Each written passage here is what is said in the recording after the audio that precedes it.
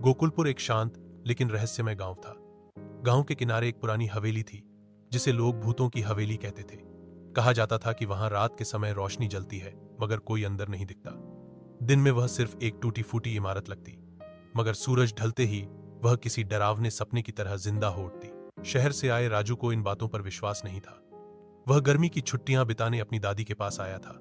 एक रात जब चांदनी बिखरी थी और गांव की गलियां सुनसान थीं, राजू ने हवेली का रहस्य जानने की ठान ली। दादी ने चेतावनी दी, बेटा उस हवेली में मत जाना, वहां जो गया वो कभी लौटकर नहीं आया। लेकिन राजू नहीं माना। अगली रात वह टॉर्च और मोबाइल लेकर हवेली की ओर चल पड़ा।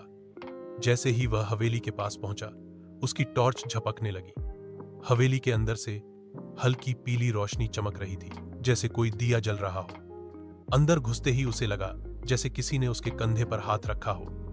वह पीछे मुड़ा, लेकिन कोई नहीं था।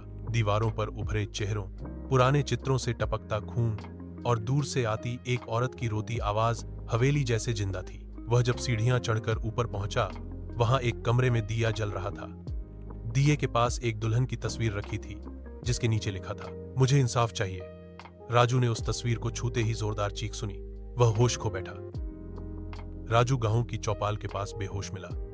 उसके हाथ में वह दुल्हन की तस्वीर थी और आंखें लाल। होश में आने के बाद उसने कुछ नहीं कहा, बस एक बात दोहराता रहा, हवेली में कोई है, वो इंसाफ चाहती है। समाप्ति, पर रहस्य बाकी है। आज भी जब अमावस्या की रात आती है, हवेली में वही पीली रोशनी जलती है। अब गांव के लोग कहते हैं, जो उसके दर्द को समझेगा वही उसे मुक्ति देगा।